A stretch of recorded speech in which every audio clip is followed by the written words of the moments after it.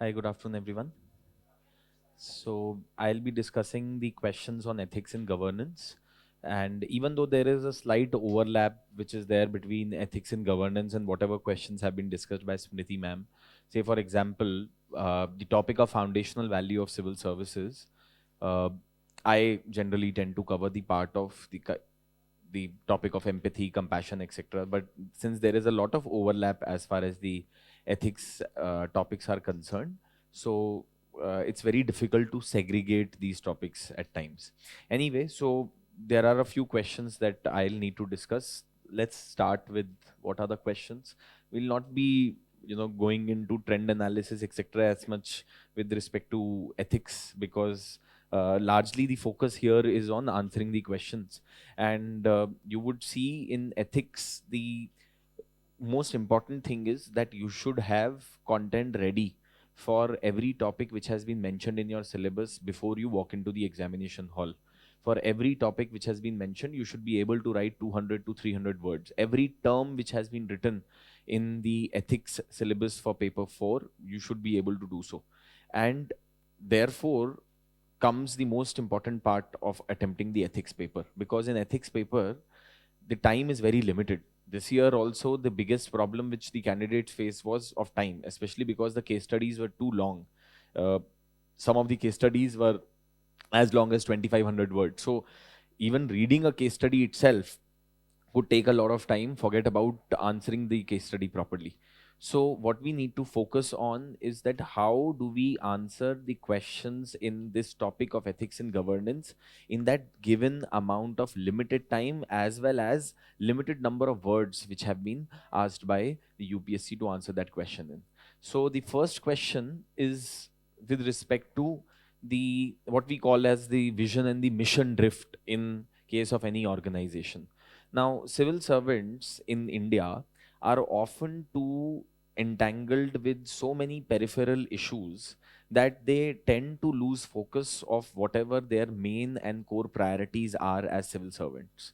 Uh, and if you talk to any civil servant, if you talk to any person who has been close to the services, they will tell you that the most amount of time of a civil servant actually goes into what is called as firefighting, which is कि कहीं पे आग लग गई है and now that उस आग को भिजाना है. Rather than being proactive in their actions, civil servants are usually reactive in their actions. So whenever a problem props up, whenever a problem comes up, the civil servants in India are usually focused on solving those problems which have propped up, rather than actually creating a system which would be able to deal with problems on their own in the longer run. So that is what largely this question is about. We know that civil servants often are entangled with VIP duties, are often entangled with protocol duties. Just a few days back, I was talking to one of the civil servants, so he told me that during the floods that affect his district, his most important work was to actually provide relief and was to take care of any help that was supposed to be provided to the citizens who were affected by relief. But two tasks that took maximum of his time, one was the PR activities, because in India today, unfortunately, governance has become a lot about PR and publicity more than actually carrying out the work on the ground. Right from the top to the bottom, you will see this particular attitude in governance in India today. Right, everyone is focused on tweeting, on putting the pictures on Instagram, on social media, on various websites, and to tell that what work is being done rather than actually doing the work. So he told me that the biggest problem which he faced during the floods which came to his district a couple of months back was one, to manage the PR, because everywhere where he would have to go, there are pictures and there are stories that are supposed to be made so that they can be put on the social media websites for the consumption of the citizens that something is happening. And the second is the protocol duty. He would say that every second day there was some minister or an MP or an MLA who was visiting the district, and my most important activity and task of the day was to entertain them, to ensure that they feel at home, to ensure that I go and greet the minister, meet the minister, I go and meet the MP, MLA, etc. So my core activities were being affected as a result of that. I was not able to focus on my core tasks. So if you people also enter into services, you will feel that that is a big problem that persists in the services in India and generally in the government in India. So that is the theme of this question. The question is that wisdom lies in knowing what to reckon with and what to overlook. So, a person who has the aptitude for civil services, who's a good civil servant, would know that what are the things that I need to focus on, what are the things that I need to ignore.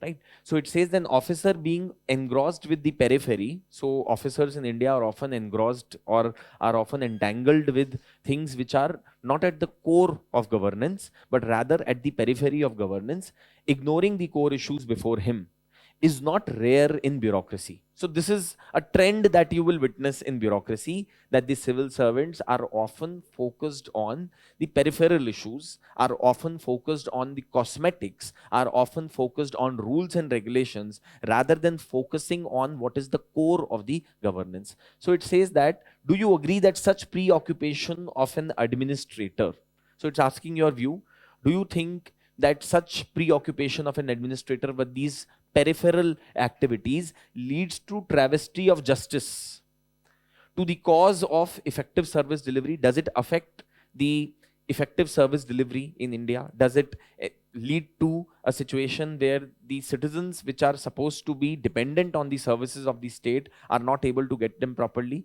And secondly, does it affect the good governance as well? You have to critically evaluate that. Right? So this is the statement which has been given. But see, the biggest, if I were supposed to write an essay on this, I could probably write a 10,000 word essay on this. But the thing is that you have to compress the answer in 150 words. That is where the challenge lies. And you have to be able to address all these things. Now, 3 core things which are there in this question. First and foremost is that you need to talk about how the civil servants often are entangled with the peripheral issues instead of the core issues.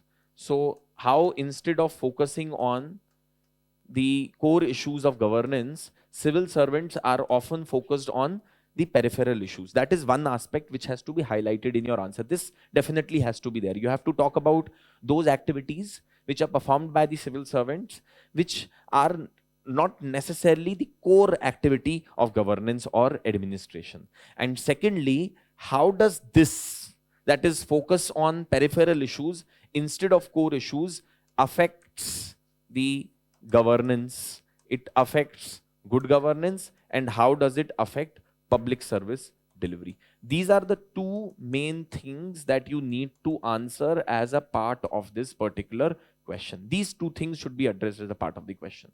Right? Now, first, therefore, you should now see, as far as 150 words answer are concerned, in ethics especially, you don't have the scope of writing long drawn introductions and conclusions. ये बहुत ज़्यादा scope है नहीं हमारे पास, because हमने अगर 20 word introduction और conclusion के ऊपर खर्च कर दिए 20-30 words, then we are hardly left with some 80-90 words to write the main body of the answer. So therefore, we don't have a lot of scope to write long drawn introductions here.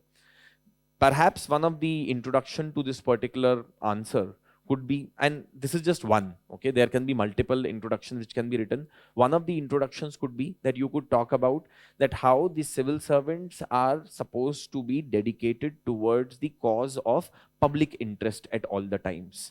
That is what is the purpose of civil services, or that is what is the purpose with which the civil servant should always be driven. But at times it is seen that civil servants, instead of focusing on their core tasks of providing goods and services to the citizens, addressing their problems, addressing the issues that they are facing, are often entangled with a number of peripheral issues. So that could be one of the ways to introduce the answer to this particular question. Or the other introduction could be, and see, again, there are multiple introductions. Another introduction could be that you could talk about that how a civil servant, an efficient civil servant, should always know how to segregate those tasks which are more important and ones which can be performed later. An efficient civil servant should know how to prioritize his tasks. A good civil servant should be able to decide the priorities of the civil services or the government effectively and focus on the prioritized tasks. So that is what you could begin with, and then you could take them to the body where you could say, but at times it is seen that civil servants are often entangled with the peripheral issues rather than focusing on the core issues. So that could be another way of writing this particular answer. You have to choose how you want to write the introduction, but these are two possible introductions which could be there to this particular question. Now, let's talk about what are some of the examples of how civil servants focus more on the peripheral issues and move away towards the move away from the core issues. So let's look at that. So first and foremost, let me also tell you that there was a question that had been asked in 2018, which I would not say is the same as what has been asked this year, but the theme of that question largely remains to be the same. This question was asked as per a statement given by Abraham Lincoln in 2018, where the question was that you have to tell what this statement means in present context. The true rule in determining to embrace or reject anything is not whether it has any evil in it, but whether it has more evil than good. There are few things which wholly evil or wholly good. Almost everything, especially of governmental policy, is an inseparable compound of two, so that our best judgment of the preponderance between them is continually demanded. So this is perhaps the closest one could see this particular question in terms of a previous year question. But anyway, let's focus on the question that has been asked this year.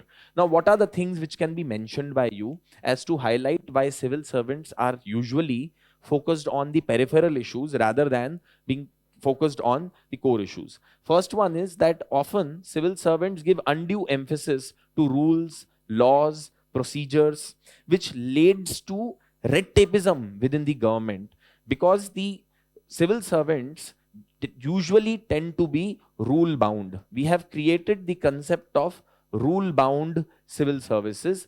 As a result of that, the focus of civil servants is more on observing the rules and the procedures rather than actually achieving the desired objectives. There are so many examples that keep coming in the newspapers from time to time. I remember particularly, for example, that a poor lady being denied the ration because her Aadhaar was not matching with her fingerprint, or because of the biometric scanner not being able to detect her fingerprints because of various reasons, she was denied ration, and as a result, that resulted in death of that poor lady and her child. Right? So that's one example of how often the civil servants are too much focused on rules, procedures, etc., and they lose focus of the fact that they are there to serve the citizens of the country. Now, see, you don't have a lot of words to write this, okay? So you don't have the scope of writing long drawn sentences. When you would have given the introduction and when you would talk about what are the various examples of how civil servants focus on the peripheral issues rather than focusing on the core issues of governance, you could just write it down in these many words and then probably give an example again in short. For example, denial of ration to a poor lady due to the biometric mismatch in the identification process. ऐसा कुछ करके लिख सकते हैं. But see, this is a skill which you would have to learn, right? Which you would have to acquire over a period of time by practicing that, how you can express yourself in the shortest amount of time and in the least number of words. This is not something which comes naturally to us. You have to acquire that skill through practice. Second example that you can give is that often civil servants are too worried about their postings. They are too worried about appointments, transfers, etc. And as a result, they are more focused on pleasing their political bosses rather than focusing on the issues which are faced by the citizens. Because they are too focused on ensuring that they remain in good books of politicians, not only does it affect their political neutrality, not only does it affect the way they are supposed to function in an impartial and a non-partisan manner, but it also results in them losing focus of what is their core issue or what is their core objective, that is to serve the people. Right? So that is another example that can be given by you. Third is that time wasted on VIP duties, ceremonial activities. When you would land up in government, you will find that half of your time, and I am not joking, this is the reality, half of your time would be spent on cutting ribbons. Half of your time in the government would be spent on protocol duty. If you are in the IPS, there is a huge possibility that you will be wasting a lot of your time not on solving law and order issues, but on providing VIP security, unfortunately. So what that tends to do is that, again, you lose focus of what you are supposed to do. And see, you have to also understand that every civil servant has only a limited number of hours in the day, right? It's not that civil servants get more hours. So within that particular period of time, and then you also need to balance your own family life as well. You need to balance your own mental health as well. So considering all those issues, they have only limited time available at their hands, and a large part of that time goes into VIP bandobast and goes into protocol duties, etc. So you could give that also as an example. So here you could give an example. For example, IPS officers or police officers are usually involved in the VIP security rather than being focused on solving the law and order issues in the city or in the area under their jurisdiction. Then you could also mention about PR campaigns, publicity, etc. for schemes and programs, because it has become such an important part of governance today that you should not only govern, but you should also tell the people that they are being governed, right? You should also tell the people what is being done in the government. Unfortunately, that is how governance has become today, right? And this is right from central government to state government. You will see this everywhere, right? Every day you pick up newspapers, you will find that every second day there will be a newspaper of some or the other government trying to praise the kind of work that they have done.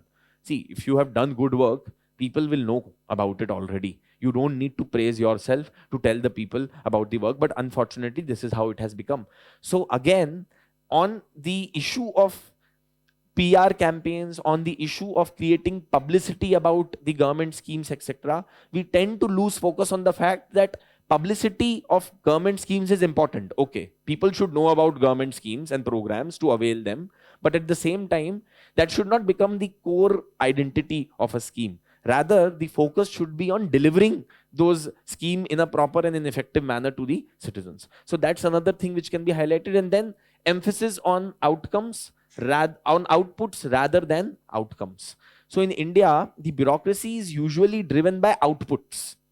You would see in newspapers, whenever the government would cite its achievements, they would talk about that हमने इतने school बना दिए, हमने इतने अस्पताल बना दिए, है ना? These many bedded hospital we have created, these many schools we have created. No one really answers this particular question, that how many children have actually learned on the learning outcome scale of, let's say, Csr report. You know, that could be one example.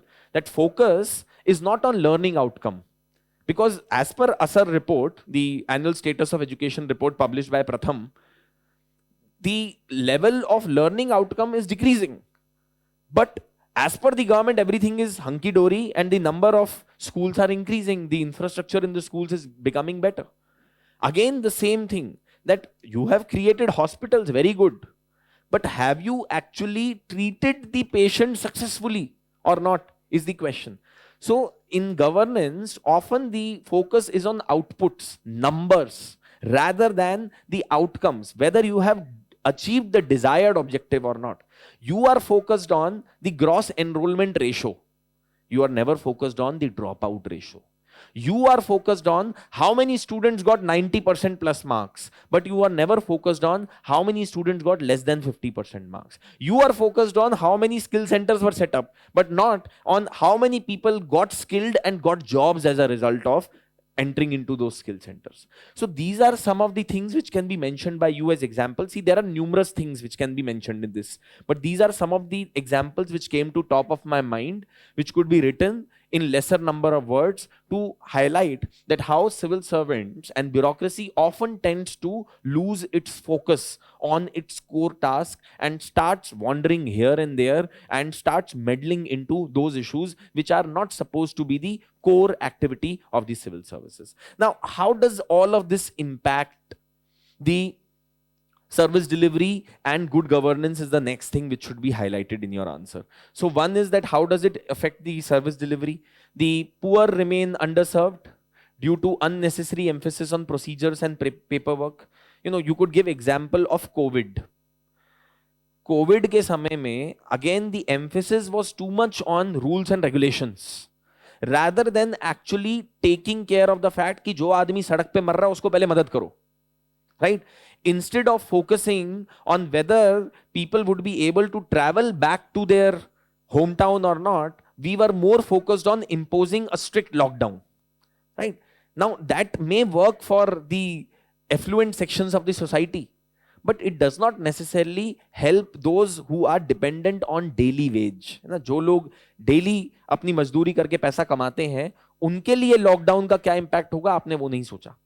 So often again you tend to miss the trees for the woods. You forget that what exactly is the focus, और आप इधर उधर की चीजों के ऊपर focus ज्यादा करने लगते हैं. Then not enough time for monitoring, as most of the time is taken away by the implementation. It therefore results in corruption, right? You again are so focused on planning and then the implementation of the programs that at times we forget that monitoring of the schemes and programs is also as important.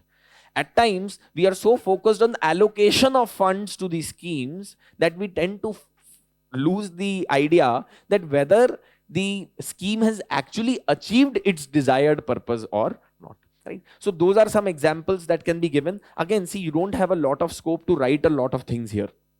एक दो point लिखे, examples दिए, and that should be enough. And then in your answer you should also highlight that how good governance is affected. See, first and foremost, you should know what is good governance, right? Good governance is all about accountability, it is about transparency, it is about responsiveness and all of those things. So for example, you can say that the civil servants, because they are too focused on rules, they tend to be less responsive to the requirements of the citizens, therefore affecting good governance.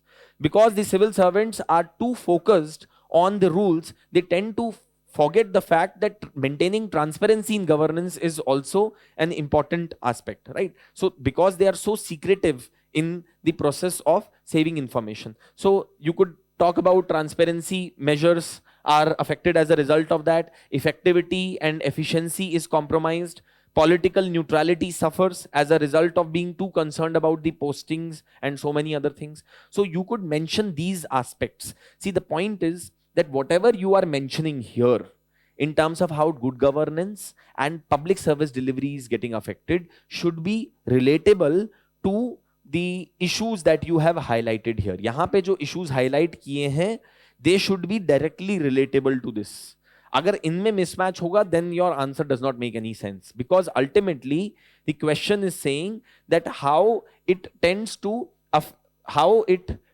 affect the service delivery and good governance. This is what you have to critically examine. Now, in the conclusion, you could talk about.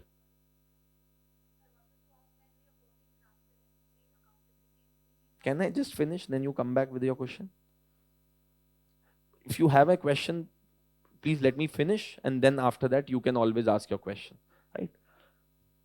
Now I lost my trail of thought. See, I'll tell you something very simple, that when you people would be appearing in front of ministers, MPs, etc., they will throw you out of the room the day you start interjecting them. है ना? So please understand that basic behavior etiquette which you need to have. ये बहुत simple सी चीज है. आप prime minister के सामने बैठे हैं, प्राइम मिनिस्टर बोल रहे हैं, आपने बोला सर, वो बोलेगा इसका नाम बताओ मुझे पहले तो, और उसके बाद जो आपके साथ होगा वो तो पता नहीं क्या होगा. डिसिप्लिनरी एक्शन तो लिया ही जाएगा, बट वहां पे बेइज्जती भी कर दी जाएगी आपकी. तो ये बेसिक एटिकेट है. कोई भी किसी का भी सेशन कुछ भी अटेंड करने के लिए एक बेसिक एटिकेट ये है कि सवाल अगर पूछना है तो हाथ खड़ा कीजिए और सवाल पूछिए, और तब पूछिए जब आपको अपॉर्चुनिटी दी जाए सवाल की, रादर देन इंटरजेक्टिंग समवन, है ना. Basic basic rules, basic etiquettes, manners. Anyway, so now the way you could conclude this particular answer, the way you could write the conclusion to this particular answer is that no doubt it's important to follow rules and regulations. No doubt it's important to publicize the campaigns, etc. But at the same time, the civil servants should be more focused on what their most important objectives are. So this is one. Or the other way in which you could write is, a better conclusion would be that you could talk about that how civil servants should use technology, should use daily planners, should make a list of tasks that are supposed to be performed by them, and then they should prioritize those tasks and focus on the tasks which are most important first, and the peripheral tasks should be relegated to the second priority. ठीक है, तो इस तरीके का आप एक example दे सकते हैं with respect to, it will be a forward looking kind of a conclusion as well on this particular question, है ना. तो ये एक तरीका हो सकता है इसको मेंशन करने का कि मैनेजमेंट इंफॉर्मेशन सिस्टम लाया जाए, डिसीजन मेकिंग टूल्स लाए जाए. आजकल तो बहुत सारे डिसीजन मेकिंग टूल्स हैं. Senior executives in the corporate sector are also overwhelmed with work. They also have a number of tasks in their hand. What they do is that they prioritize their work. You could also be mentioning about that training should be imparted to the civil servants during their mid-career training, initial training, probation, etc. to prioritize work. They should know what are the most important things that they should do and what are the things which are on the periphery. Right? So that's one of the way in which you could conclude. एक दूसरा तरीका देखिए यही है कि जो आपने सब कुछ लिखा है उसी को समराइज कर दीजिएगा. But if I were in your place, I would write a forward-looking conclusion. It's completely your choice, the way you write it. But I would suggest that you should write how we solve this problem, where the civil servants are not able to prioritize these tasks. How do they do that? वो आप लिखिएगा, तो then you will be able to get better marks out of this question. Okay. So this is about the first question. Yes, questions, ma'am. बताइए.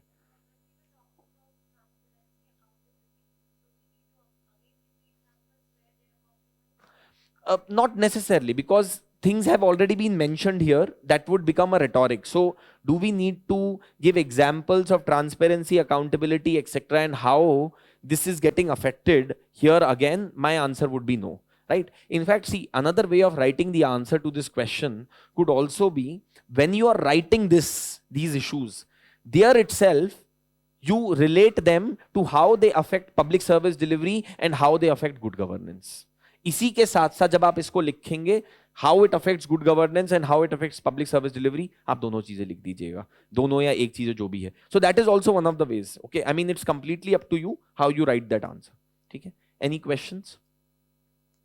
Okay, so let's move forward now. The next question is about rules and regulations. Now see this question, more than rules and regulations, actually this question is about the discretionary powers that are vested in the civil servants. See, rules and regulations are made for the purpose of making governance easier, but at the same time, rules and regulations that have been made for the purpose of governance are not completely strict in nature. They leave a bit of room for the discretionary powers of the civil servants to be exercised in certain situations. And that is what this question is about. This question is actually talking about two things. One, that these discretionary powers that get vested in the civil servants, either they can look at these discretionary powers and just ignore them and have a pacifist approach, because they may say ki are what will happen as a result of using this power. Or the other could be that they could use these discretionary powers in the favor of the citizens. The second perspective of this question is also as to how rules and laws at times can make the civil servants too rule bound, same thing which we were discussing earlier, too rule bound, and as the result of that they may look at it as a prohibition on doing something. On the other hand, a positively minded civil servant may look at it as a direction provided by the rule to do something. So these are the two dimensions in which the question needs to be looked at. We'll first look at the question. So this question was, the rules and the regulations provided to the civil servants are same. So if you look at it, for example, RTI Act के अंदर आप public information officer हैं. Section 8, which is providing exceptions to the RTI Act in cases where you can deny giving information to a person under the RTI Act, is the same for everyone. It is the same for a person sitting in Delhi as it is for the same for the person sitting in Kolkata. But the way these rules and regulations would be interpreted depends upon the authority who is interpreting those rules. So interpretation of laws is to a large extent in the hands of the civil services. Here we are not talking about interpretation of laws as such, but interpretation of rules, for which you would not go to the courts, but rather they have to be decided within the four walls of an office only. So it says that yet there is difference in performance. Despite the rules and regulations being the same for all the officers, there would be one set of officers. Say, I'll give you an example, TN Session. Now, TN Session was also a chief election commissioner. There have been other chief election commissioners as well. And the same powers have been, aisa to nahi hai ki when TN Session became the chief election commissioner, he was given a separate law book, or he was given a separate constitution, or he was given a separate ROPA. It was the same law, it was the same election commission, it was the same machinery. He decided to use it in such a manner that the Election Commission of India has wide and unbridled powers to ensure that the elections happen in a free and fair manner in the country. So when TN Session was the chief election commissioner of this country, the word that used to spread around the one country was that politicians in India are only scared of two things. One is God and the other one is TN Session. Right? Because during elections, TN Session had all the powers to take all the kind of actions, and he had the gumption and the guts to take those severe actions against the senior most of the politicians in the country. So that's an example of how rules and regulations depend upon who is interpreting them or who is implementing them. Ultimately, because of the wide discretionary powers that have been vested in the hands of the civil servants, it's important that you use those powers in a very responsible manner. So it says that positive-minded officers are able to interpret the rules and regulations in favor of the case. Now see, focus on the question itself is giving you hints that this question is about how positive-minded officers, or officers, those who are efficient and effective, are able to interpret the rules. Interpretation of the rules is in the hands of the officer. Please remember that. In favor of the case. In favor of the case मतलब कोई case की बात नहीं हो रही है, but in favor of doing something, right? And the achieve success. Whereas negative-minded officers are unable to achieve goals by interpreting the same rules and regulations against the case. Now see, here in this question, examples are very important. And how you read the newspapers is also very important. Every day or other day, you will find in newspaper some positive story of a civil servant going out of the way and doing something to interpret the rules and regulations out of their way. मतलब बहुत सारे आपको ऐसे examples मिलेंगे. Pame Armstrong, for example. So now, see, everyone of course knows his story that in Tamenglong district of Manipur, from where he belongs, there was lack of road connectivity, and it still exists, okay? And there is still the connectivity in those areas in that part of the country is very, very poor. It's really poor. So now one of the things about Pame Armstrong on this particular issue was that he decided that if the government does not have enough funds to build the road, can I crowdfund can I crowdsource the funding for this particular infrastructure project from the citizens itself, right? That's one example of how he was able to establish a 100-kilometer road. There are so many other numerous examples. Just a few days back, I was talking to another IAS officer from Tamil Nadu, and he was telling me that they had to create this one hospital in the district. The infrastructure was very poor. And what they did was that instead of counting on the government funds, because the government funds were taking a lot of time to come, what they did was they found an ingenious or an innovative way of raising funds through the CSR route. Someone told him that when there are so many industries which are there in your district, why don't you approach the companies and ask them to look at it as an opportunity for them to contribute to the society. They would also be given some kind of a branding on the hospital, etc. and all of that. And plus, it would be beneficial for the citizens of the district as well. So they were able to rope in funds from the CSR route for this particular purpose. The point I'm trying to say is that the rules are the same. One person can say that, oh, my hands are tied, I can't really do much because there is shortage of resources. Or the other person can try and find innovative ways of raising funds which are well within the capacity of the officer to make developmental projects work. That is what this question is all about, right? And you will find numerous examples of that. Same scheme, जैसे एक example देता हूं, कुछ states के बहुत सारी states में multiple schemes run कर रही हैं. Schemes तो सबकी सेम है. In some districts you will find that the schemes have been utilized very properly. Why? Because the district magistrate or the officers concerned have ensured that they have been able to converge all the schemes. So say for example, if there is National Health Mission that is running, MG Narega that is running, something else that is running. अब आपको National Health Mission के अंदर दवाइयों के लिए तो पैसे मिले हैं, पर हॉस्पिटल की बिल्डिंग बनाने के पैसे नहीं मिले. So what could you do? You could use the MG Narega funds in order to create the hospital infrastructure and use the money from NHM for the consumables and for paying the salaries of the doctors to make the scheme actually work properly.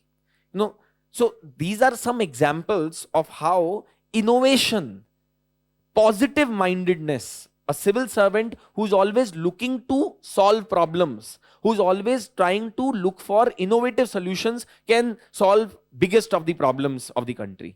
But someone who is negative minded, someone who is always having this fear and reluctance that I don't want to do this may land me up into trouble, is another negative minded attitude. So these both the attitudes have to be shown in your answer, right? You have to, in this answer, the most important thing is that how you have to give examples, discuss with illustrations. You have to give examples of how a positive minded civil servant may be able to achieve the desired objectives despite adversity. Despite adversity, despite challenges. And इसी को contrast करना है हमें एक negative minded officer के साथ. Someone who, despite having the same resources, despite having the same laws, rules, would interpret them in a different manner and would not be able to achieve a lot. That is what this question is all about, and you have to explain this with the help of illustrations. Now, illustrations do not necessarily mean that you have to give real life examples always. Illustrations could mean cooked up examples also. Illustration could be, say for example, जैसे RTI वाला मैंने आपको example दिया, that a request was received for providing information by a public information officer. One officer using the same rule may deny giving information to the citizen by stating that it is against national interest and so and all of that. He may even cite Official Secret Act. And at the same time, another officer may use that information because he's positive minded, because he's not scared, because he believes that transparency is a very important principle in governance. He may actually be more keen on sharing that information with the citizen when it has been asked under the RTI. Right? So illustrations don't need to be necessarily examples from real life. Illustrations could be cooked up and fictional examples as well. Right? So you could say that Officer A, who is positive minded, आप ये पूरी story ही ना, when you will write the answer, you could write it all with the help of illustration. Officer A, Officer B. Officer A is positive minded, Officer B is negative minded. आप ऐसे एक पूरी story भी बना सकते हैं answer के अंदर. It depends on how you want to write this particular answer. Now, is there any inspiration for this particular question? I would say no, because there was a question that was asked by UPSC in the year 2020, which was distinguishing the rules and laws, but I don't think that this question is so much about rules and regulations as it is about the positive attitude and the negative attitude of a civil servant. As much it is about the positive outlook and the negative outlook of a civil servant. That is what this question is more about, rather than being about rules and regulations. So now, what are the ways in which you could possibly introduce this particular answer? What are the ways in which you could write the introduction to this? So see, you could say that again, civil servants enjoy wide discretionary powers under their hands, and it often gives them the power to interpret rules and regulations as well. How these rules and regulations would be interpreted depend upon the personality of the officer. It depends upon the training that officer has undergone. It depends upon the values of that particular officer. For example, and then you will give certain examples to justify that, right? So what are the kind of examples that can be given? So see, the rules and regulations are generic, they are same, but they need to be applied and implemented in specific situation as per the work and realities on ground. Here the mindset and the attitude of the civil servant comes into play with respect to exercising these rules and regulations, right? So what is the, यहाँ पे आप इसी के साथ साथ ये भी mention कर सकते हैं कि रूल्स एंड रेगुलेशंस को अपहोल्ड करने की इंपॉर्टेंस क्या है. Briefly you can mention that as well, why it is important to have rules and regulations in place. But if you don't write this then also it will be fine. अगर आप अपने answer को पूरी तरीके से example से भर दें, and if you just write about how a positive minded officer and a negative minded officer in the same situation would act differently. More important in this question is that you should give examples in this situation there is one positive officer and there is one negative minded officer and how they would react. वो contrast draw करना बहुत जरूरी है आपके answer में, right? So rules and regulations play a very important role in upholding the rule of law, preventing arbitrary exercise of power, ensure corruption-free governance, consistency in action of civil servants, etc. You may write this. Even if you skip this, I don't think that this is going to have any effect. In my opinion, this is something which is completely optional in this particular answer. Now, what are some of the examples that you can give in which the rules may be interpreted differently by different persons or by different civil servants? For example, you could mention about lack of resources to carry out developmental work. A positive-minded officer such as Pame Armstrong would look at multiple sources of raising revenues through the CSR, crowdsourcing, etc. in order to fund that project. On the other hand, a negative-minded officer would look at it as a constraint on resources and would think that we will not be able to do much, right? And adopt a pacifist approach. Secondly, rules related to anonymity. Now see, as such, if you look at the All India Civil Service Conduct Rules, Central Civil Services Conduct Rules, etc., they say that any officer should observe anonymity as much as possible in their conduct and behavior. But now there are two ways of interpreting this anonymity and or maybe looking at this rule as well. इसको अगर हम दूसरी तरीके से देखें तो एक officer anonymity को इस पर्सपेक्टिव से देखेगा कि मेरी freedom of speech and expression को कर्व किया जा रहा है.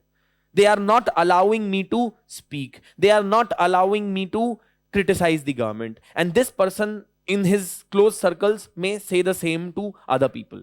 On the other hand, the other officer would look at it as a positive aspect, where he would say that I should be anonymous as a civil servant because the politicians are supposed to be the ones who are supposed to be the face of the policy making and the government in the country. We are supposed to be playing the supporting role behind the screens and helping the politician in achieve the objectives which have been outlined by them on the basis of the requirements of the people. This is also a way to ensure discipline. तो आप same rule को, anonymity के rule को आप interpret negatively भी कर सकते हो, positively भी कर सकते हो, right? Then you could also be talking about exercise of discretionary powers in case of underprivileged. Again, you can give an example that a poor lady without documents who has lost all her documents in flood turns up at a government office asking for ration. A positive-minded officer would try to figure out ways, would to first and foremost provide relief to that lady, and secondly he would try to arrange for duplicate documentation for that lady through various channels so that she could, and to verify her identity through various channels without having the documents in place. A negative minded officer would just turn her down and would say that I don't care and I am not going to be providing anything. See, you don't need to necessarily, बार बार मैं बोल रहा हूं, आपको जरूरी नहीं है real life examples देने. Real life examples दे दिए तो बहुत अच्छी बात है. Even if you don't do that, you just compare person A and person B. Those, one is positively minded, one is negatively minded. That itself should be enough with the help of illustration. उसने जानबूझ के examples नहीं लिखा है, देखिए उसने illustration लिखा है. Illustration means that it does not need to be a real life example. It may literally be an illustration in terms of person X and person Y. And then it says that exercise of maintaining the transparency in governance, again that RTI example that I gave to you. तो आपने ऐसे 2-3 example जो हैं इसको आप दे सकते हैं. अब कंक्लूजन में क्या लिखेंगे? कंक्लूजन में again there are 2 things. One, you may sum up the answer, or the other or better conclusion would be, in such situation it is the integrity and the ethics of an individual that determine the course of action.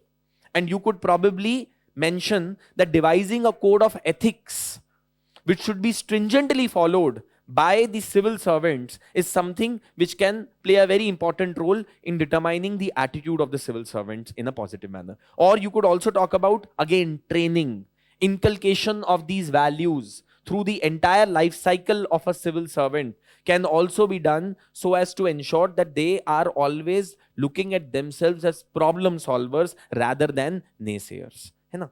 ज्यादा scope नहीं है देखिए इसके अंदर conclusion वगैरह लिखने का कि आप इसके अंदर 50-50 वर्ड के कंक्लूजन लिख रहे हैं. दैट इज नॉट पॉसिबल, है ना. यहाँ पे हम सजेशंस लिख रहे हैं, वो पॉसिबल नहीं है. 1 liner 2 liner, that is it. There is not a lot of scope. Otherwise what will happen is that आप इन क्वेश्चंस पे अपना टाइम वेस्ट करेंगे and you will not be able to give enough time to case studies और vice versa, and as a result of that you will not be able to secure the desired marks. In the ethics paper 4, one key that I have found after talking to all the successful candidates, those who have done well in ethics paper, is that they knew that we have to be very, very sharp and precise in our answer writing when especially it comes to theoretical questions. Even in case studies, our answers should be very sharp and precise. We don't have a lot of room to beat around the bush here and there in the ethics paper. Okay, so this is about this particular question. Any questions, any doubts? Yes, sir.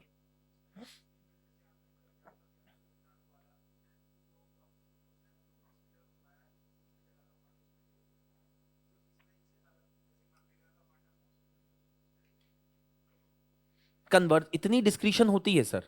Every civil servant has this much discretion to be able to utilize the funds which have been given. See, ऐसा नहीं है कि हम MG NREGA का fund जो है NHM में use कर रहे हैं.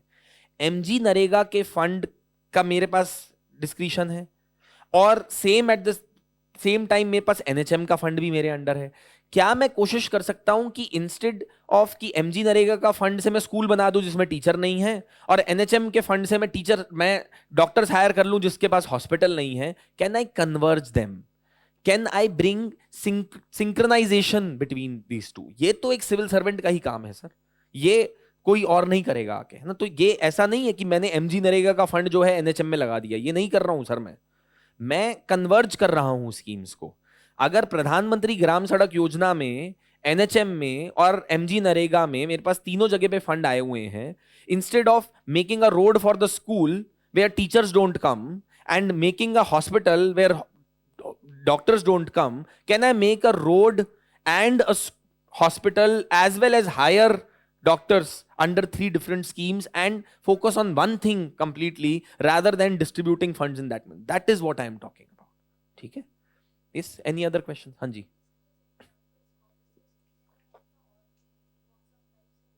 मैम, क्वेश्चन तो ऑफिसर्स का ही है, तो of course you will give examples from the life of the officers, right. This question is, आप सिविल सर्विस एग्जाम के लिए तैयारी कर रहे हैं, है ना. मैम देखिए, ऑल वॉक्स ऑफ लाइफ उन्होंने किसी और कंटेक्स्ट में बोला है ना, आप ब्लैंकेट मत लगाइएगा स्टेटमेंट को. ये क्वेश्चन सिविल सर्विसेज के बारे में है, ये क्वेश्चन रूल्स एंड रेगुलेशंस की इंटरप्रिटेशन के बारे में है है ना. ऑल वॉक्स ऑफ लाइफ में आप इसमें पॉलिटिशियंस की बात थोड़ी ना करेंगे, एक्टर्स की बात थोड़ी ना करेंगे हम, है ना. We will not be talking about दोस्त, वही चीज की बात करेंगे जिसके रिलेटेड क्वेश्चन है. हाँ जी. हम्म.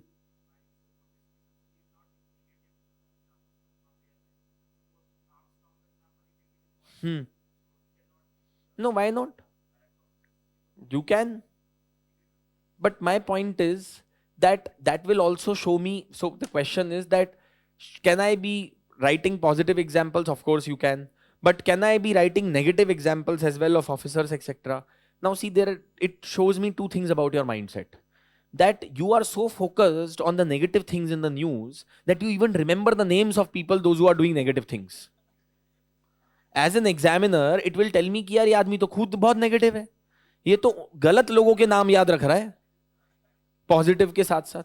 आप समझ रहे हो बात को? ठीक है. So yes, you can write, but I think it comes with its own cost. ठीक है. So that is what you have to keep in mind. ठीक है. Yes, any other questions?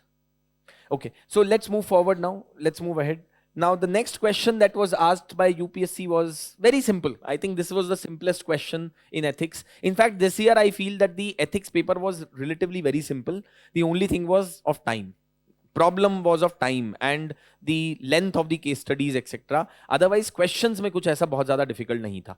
Now, this question is, what do you understand by the term good governance? And how far the recent initiatives taken in terms of e-governance steps by the state have helped the beneficiaries? Discuss with the suitable examples. Now see, it is trying to ask two concepts within one question. One, and दोनों concepts related तो हैं एक दूसरे से, पर दोनों parts of the question में कोई relation नहीं है. As we can see, one part of the question is that you have to just explain the term good governance. So nothing more, nothing less. Do not unnecessarily waste your time by writing any introduction in this question. Simply hit the bullseye and start with the introduction through explaining what is good governance. Simple. बहुत ज़्यादा scope नहीं है हमारे पास, because second part of the question ज़्यादा time ले लेगा. Second part of the question is that how far the recent अब देखिए यहाँ पे question आ गया है how far. So when it says how far, it's not saying that how have the recent initiatives taken by the state helped in beneficiaries. ये नहीं पूछा है उसने. उसने बोला है how far. Now when it asks how far, it means that you have to write challenges and negatives also, or shortcomings of how e-governance initiatives have not been able to achieve the desired objectives and have not been able to help the beneficiaries. You have to discuss with suitable examples. देखिए यहाँ पे भी वो चाहता तो illustration use कर लेता, उसने example use किया है, because it wants you to tell what is actually happening in reality. So, very simple question. First and foremost, all of you should be knowing about what is good governance. It is covered as a part of your paper 2 and paper 4 both. Good governance is nothing. It's a process.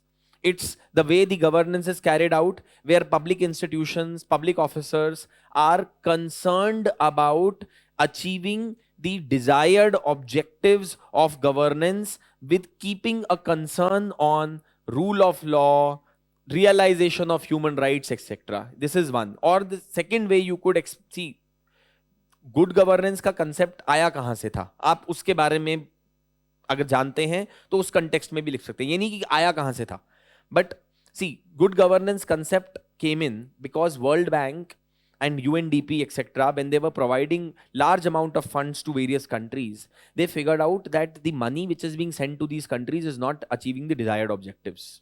Why? Because they realized कि केवल पैसा भेजने से काम नहीं होगा, हमें इन countries में सिस्टमिक रिफॉर्म भी लाना पड़ेगा. हमने पैसा भेज दिया, वहां पे करप्शन है, entire money will be siphoned off, it will never reach the intended beneficiaries.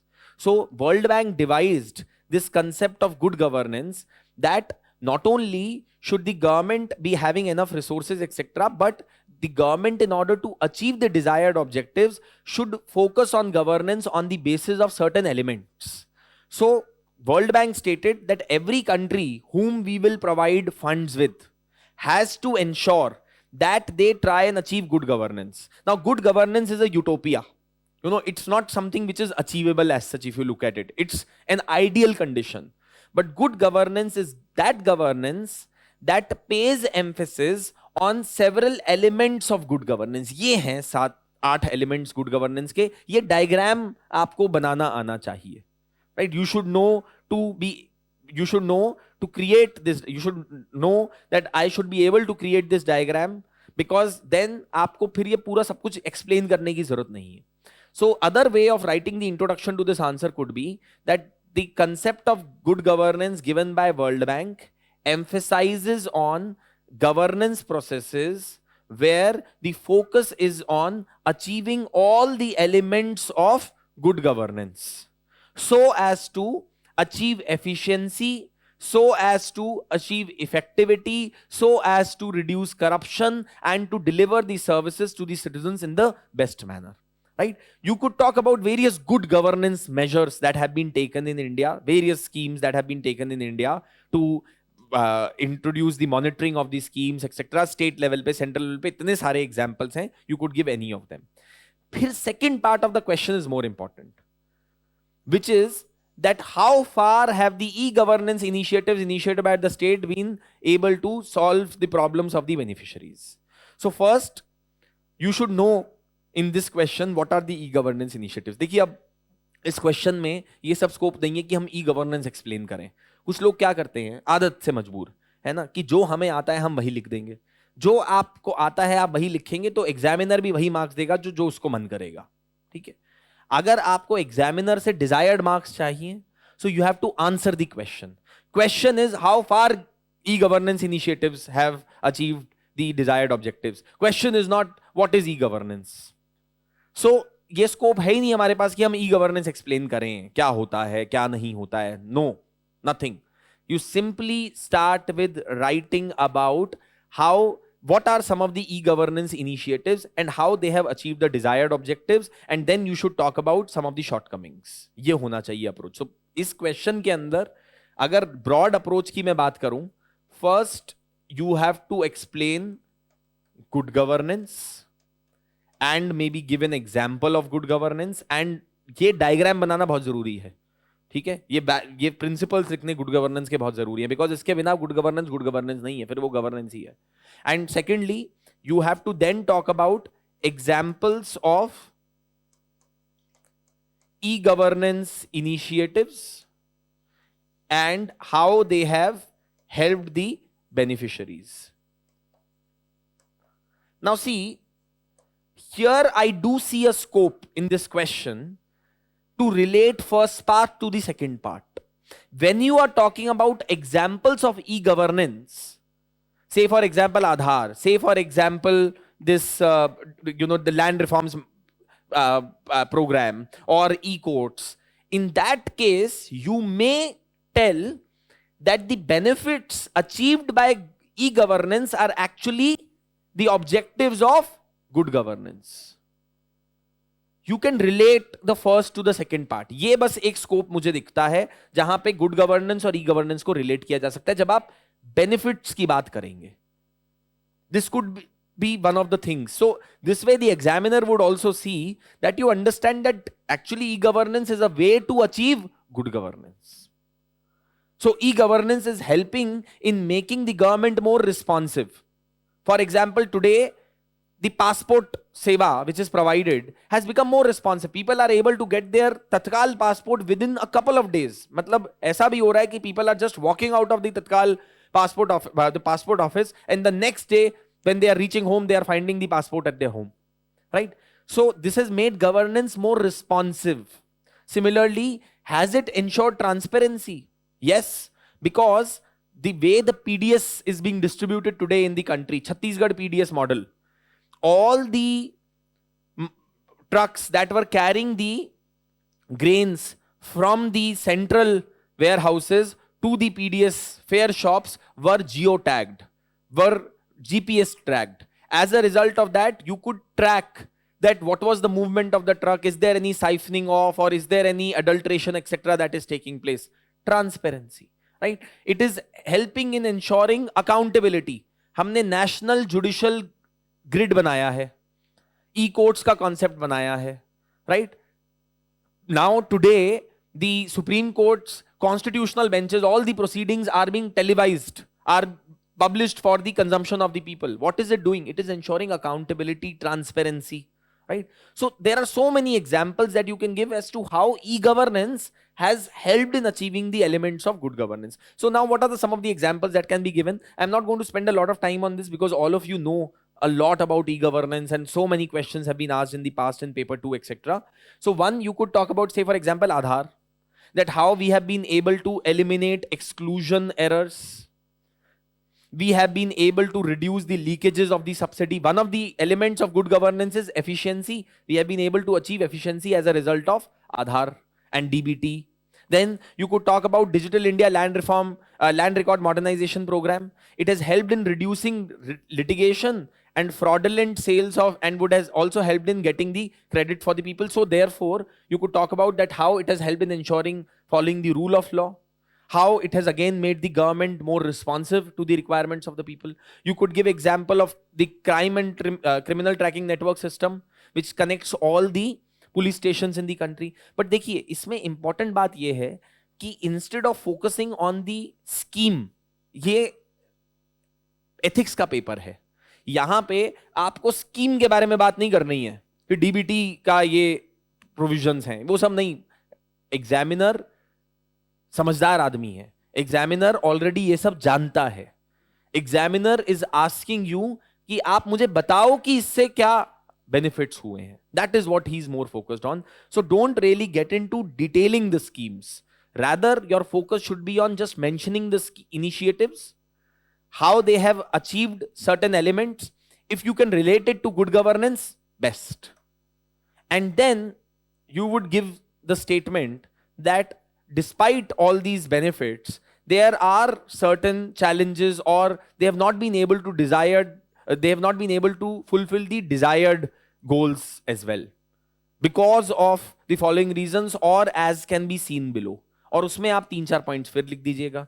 Vernacular language का इशू है, वो कह रहे हैं ना बेनिफिशियरीज को क्या फायदा हुआ है. पीपल डोंट नो इंग्लिश और Hindi, people know vernacular languages, regional languages in India. What would you do about that?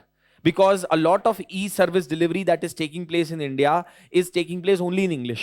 So there is a barrier of communication for the citizens to be able to access these services. Second is lack of connectivity in several areas in the country. There you don't have proper infrastructure, mobile connectivity is not there.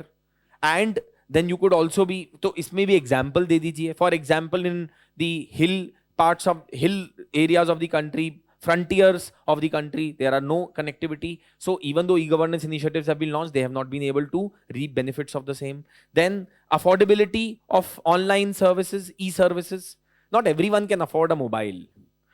मतलब passport लेने के लिए आप mobile ये सब internet पे कर सकते हैं, पर उसके लिए इंटरनेट और मोबाइल भी तो होना जरूरी है, राइट? सो यहीं पे साथ साथ आप इसका सजेशन भी दे सकते हैं शॉर्ट में, बट शॉर्ट में this can be overcome by establishing common service centers. ऐसा कुछ दे सकते हैं. Then IT literacy rate is also dismal amongst the people, and also slow onboarding of schemes. See, हम e-governance ला तो रहे हैं, but there are so many schemes in India that are still not under the ambit of the e-governance, that are still out of the ambit of e-governance. So that is something which can also be mentioned here. See, so the way you answer this question is something which is very important. अब conclusion में क्या लिखेंगे? Conclusion can be, again, one, you could talk about how to overcome these challenges of e-governance, or secondly, you could simply wrap up by talking about these challenges and simultaneously talking about what are the ways to overcome them. Separately, you can write down how to overcome these challenges, or you could write it along with this, and that should be enough, right? Or maybe you could just talk about how India has adapted e-governance in the country very rapidly, but despite that, we have failed on several accounts and we need to address the above issues. ऐसा कुछ करके भी आप इसको conclude कर सकते हैं. Choice is completely yours. Very simple question. I don't think this would be not answered by any candidate in the examination. What really matters is what examples you give and how you. देखिए इन questions में ना ये भी important बात है कि ये question में सभी के मार्क्स आएंगे. तो सबसे इंपॉर्टेंट चीज ये है कि instead of trying to be extra smart और मैं हर क्वेश्चन में एक नंबर एक्स्ट्रा ले लूं, rather than that just get done with this question as soon as possible, because आपको पता है कि यार इस question में कितना ही मैं distinguish करूंगा अपने आंसर को. Let me just get whatever out of 10, let me get 5 marks and let me move on to the next question, and let me spend my energy and time on other questions more where there is a possibility of extracting that 1 mark extra, because ये इतना आसान question है कि इसमें हर कोई marks ले लेगा, right? So that is what we need to keep in mind. Is this clear? Any questions? Okay, so now let's move on to the next question. Now, this question is from the topic of ethics in international relations, right? This question is from the Russia-Ukraine war जो भी चल रहा है. अब इस question का gist क्या है? इस question में वो एक तो आपसे ये पूछ रहा है कि जो different countries हैं, they have taken different stance on this Ukraine-Russia war. What are their justification for that? What is their ethical justification for that? One is that. And secondly, what are the ethical issues involved in the continuance of this war and the initiation of this particular war? That is what it is asking, right? So now, first and foremost, let's read the question and then we will come to what are the things which can be mentioned. So it says that Russia and Ukraine war has been ongoing for the last 7 months. Different countries have taken different independent stands and actions keeping in view their own national interest. ये highlight करना बड़ा जरूरी है. Every country has adopted a different stance on this issue. Some countries have adopted what we called as the stance of idealism, where they believe that international politics, international relations should be governed purely as per principles and values. You know, Nehruvian approach, idealism, principled approach, where we will not side with America, we will not side with Russia, we will form a separate bloc of ours, which will be a non-aligned bloc. This is what is idealism. So some countries have adopted an idealist approach on this matter, which is where they have outrightly said that the action of Russia does not have any moral justification at all, and they have severely criticized Russia for this, including severing ties with Russia as well. The second one is the response of realism. See, when we study ethics in international relations, we talk about these approaches in ethics in international relations. The second one is the approach of realism, where countries have realized that, see, values, principles and all that is fine, but I am dependent on Russia for my oil supply. I am dependent on Russia for my weapon supply. So whatever Russia is doing, it is fine. So many countries have supported and justified Russian invasion also into Ukraine.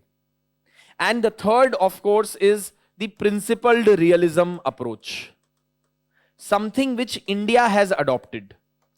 Our approach has neither been idealistic nor been realist. We have adopted somewhere in between. Our approach is that we will criticize Russia, we will criticize invasion of Ukraine, and that's what we did in our statement. But at the same time, we will abstain from voting against Russia because they are our allies. They are our allies, right? And therefore, we cannot stand against them as well, because we are dependent on oil and our defense supplies for them. So at the same time, we cannot be supporting what they are doing as well, because we believe in maintaining sovereignty of nations. We believe in the value of non-violence. We believe in resolution of issues through the peaceful manner, dialogue. So therefore, India has adopted principled realism. अब देखिए, ultimately you are writing the answer for UPSC civil services. So it is expected that you will talk more about this and India's approach to this part. India के actions को ethically justify करना बहुत important है ना? Because some people may say that India has been wrong here. But if you look at it, India did not have many options anyway. It's not that, you know, we could have gone and voted against Russia. हमारे जो tanks हैं, उनके spare parts Russia ही बना रहा है, वो ही हमें दे रहा है, हम तो यहाँ पे नहीं बना रहे. Everything in India will become obsolete if Russia turns against us, if we break our ties with Russia. So many defense equipment that we have taken from Russia are dependent on Russia. BrahMos missile, we are selling it to rest of the world. हम African countries और Southeast Asian countries को बेच तो रहे हैं, पर वो हमने खुद से थोड़ा डेवलप करी है. It has been developed in collaboration with Russia. So we have our own interest involved, but at the same time we know what Russia is doing is wrong. Morally, it is wrong. There is a moral issue which is involved in this. So therefore, we have criticized them and we have asked in our official statement that the resolution of this issue should be done through a dialogue and a peaceful approach. Right? So let's read the question further. We are all aware that the war has its own impact on different aspects of society, including human tragedy. यहीं पे वो आपको hint दे रहा है ethical issues का, कि एक ethical issue तो यहीं पे उसने बता दिया कि human tragedy है सबसे बड़ी war, right? What are those ethical issues that are crucial to be considered while launching the war and its continuation so far? Illustrate with justification the ethical issues involved in the given state of affair. Ab, let's try to understand. First and foremost, in this question, you could just begin by saying that different countries have shown different approaches to the Russian-Ukraine war. And these approaches have been driven by these three particular set of elements or these three theories: idealism, realism, and principled realism. You could just explain them in short, but this should be emphasized more. This is one way.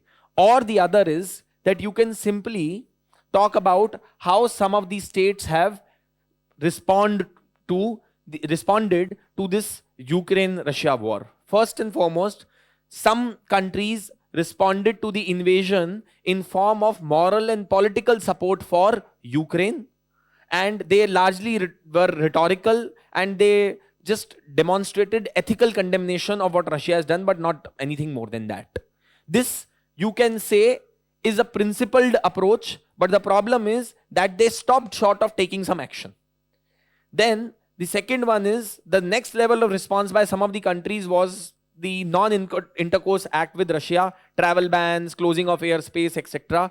This, you can say, is again a principled approach, but which has been taken in an aggressive manner by some of the nations. And then the third one is, even before Russian forces attacked, some countries such as United States and Turkey were actively supplying defense material, supplies, etc. to Ukraine. Right? This, one can say, is an example of a realist approach. ये realist approach का example है.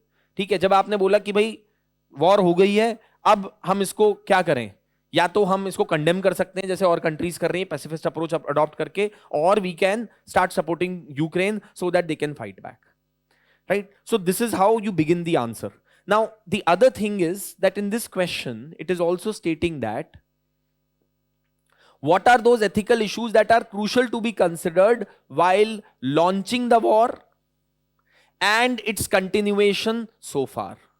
So what are the crucial issues to be addressed while launching the war?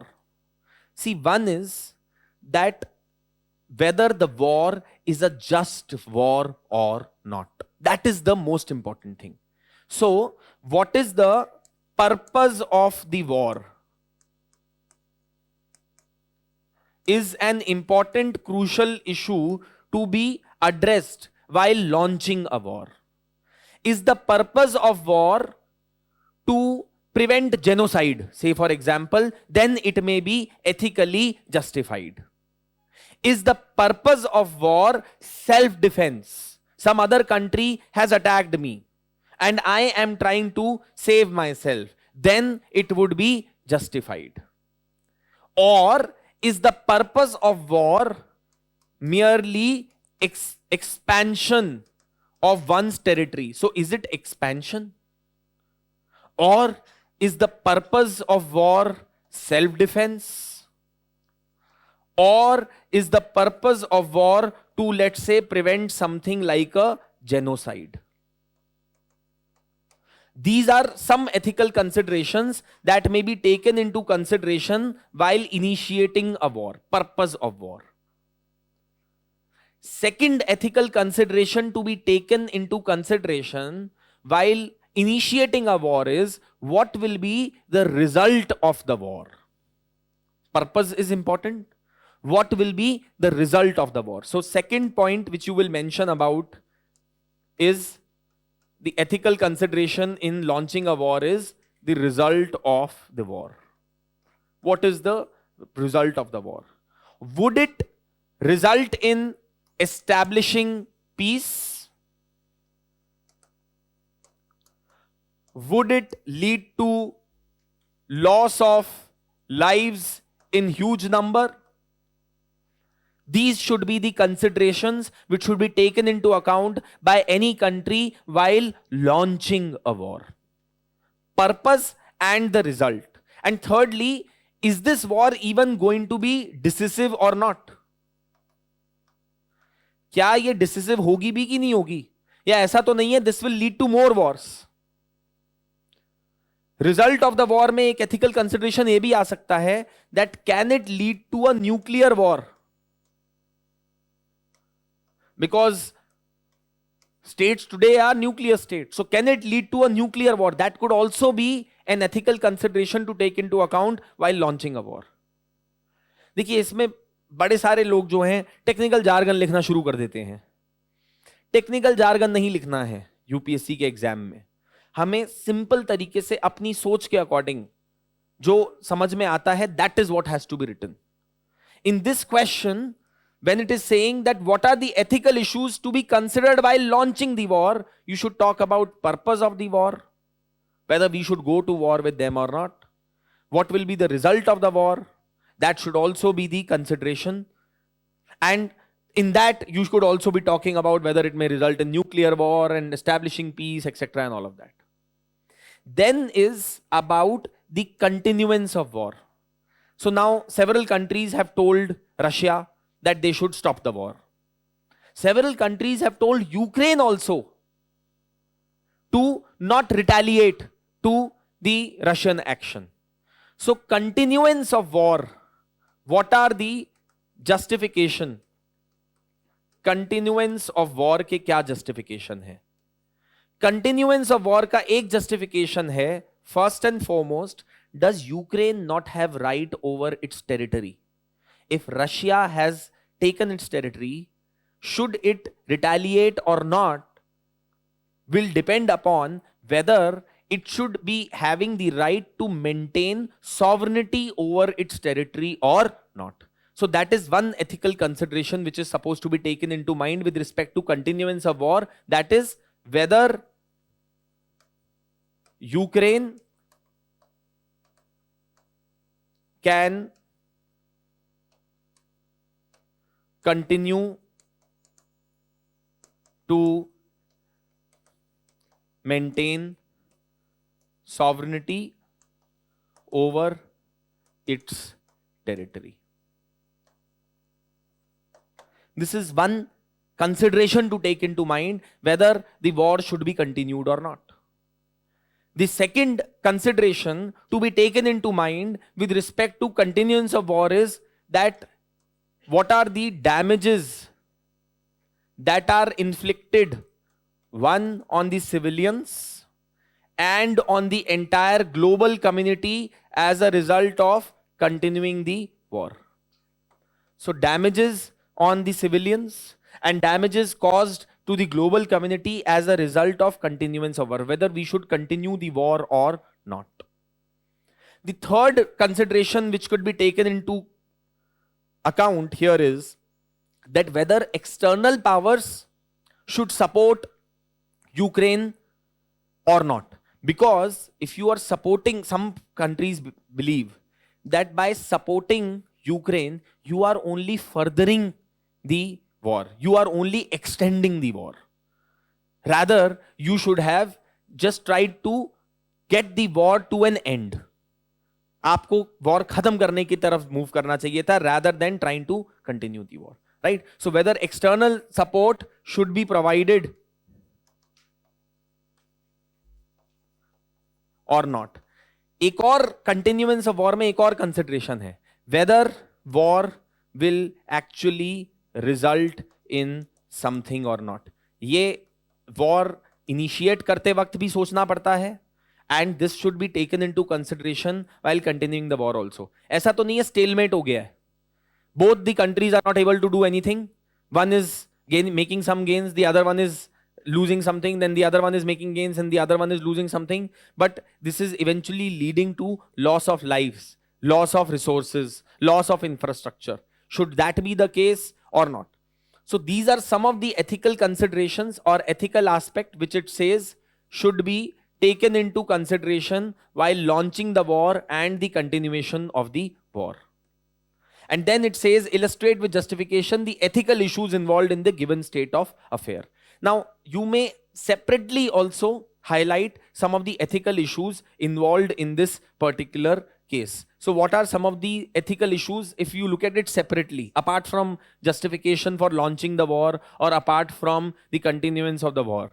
First is that are Russia's action a challenge to sovereignty of a nation or not? This is one ethical consideration जिसके basis पे हम ये decide कर सकते हैं कि ये war just है कि नहीं है, कि क्या रशिया ने जो किया है उससे किसी एक कंट्री की सॉवरेनिटी अंडरमाइन हो रही है कि नहीं हो रही है. Second is that is Russia justified in killing of the civilians. Russia ने यूक्रेन को बोला कि आप अपनी सिविलियन फैसिलिटी से लोग इवैक्यूएट कर दीजिए, और जैसे ही वो इवैक्यूएट करने लगे they started to attack them. So is this justified or not? Then third is, has this war led to a refugee crisis? That is also another ethical issue that should be involved. देखिए ये सारे जो aspects हैं, you may write them like this or you may write them the way I told in terms of continuance and initiation of the war. My suggestion will be that you should talk about initiation of the war and continuance of the war, and वहीं पे आप इन matters को भी उसमें include कीजिएगा, right? Then it talks about, should violence be dealt with violence?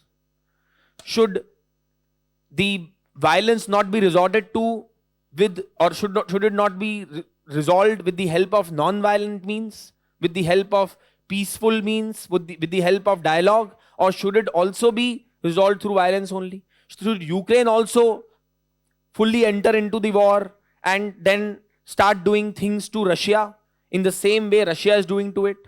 So that is also another ethical consideration. Again, you could be talking about this in continuance of war. And then, would providing arms and support prolong the war? Are there danger for nuclear war as well? Again, same thing which we were discussing in the continuance of war. Now, what are the ways in which we can conclude with this particular answer is what we need to keep in mind. And this is one statement that this is something that I picked up from the internet said by one of the scholars. And this is that we have accepted the ethical obligation that we must respond to assist Ukraine. But how we assist has to be balanced against both the ethical and strategic consequences of dealing with a power that has nuclear capabilities. ये बड़ा important है. So you probably from India's perspective, क्योंकि आप देखिए foreign diplomat या Indian diplomat बनेंगे, है ना? You will not be an American diplomat. तो आप India के perspective से answer लिखिएगा. That in this, yes, of course, we agree with the fact that we need to support Ukraine on this issue. No doubt about it.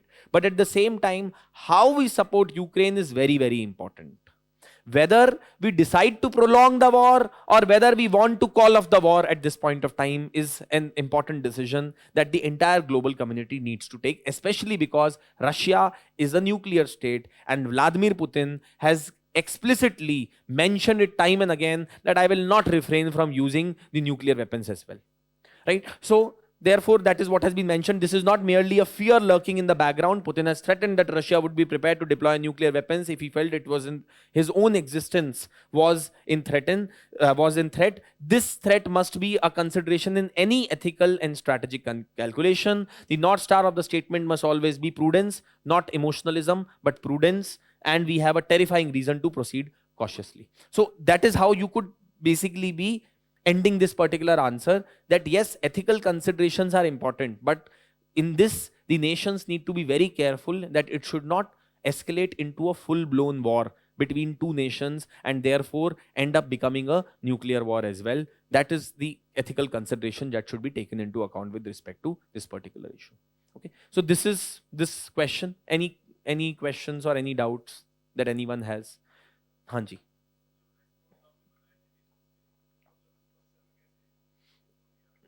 Sir बिल्कुल है ना question के अंदर. Isn't it there in this question? different countries have taken different independent stands and actions keeping in view their own national interests. Sir आप question का एक वो तो लिखेंगे ना, इंट्रोडक्शन तो लिखेंगे, वो क्या होगा, है ना? So that has to come in terms of talking about response of the states, idealist, realist and principled realist, or the way we talked about that how different countries have proceeded.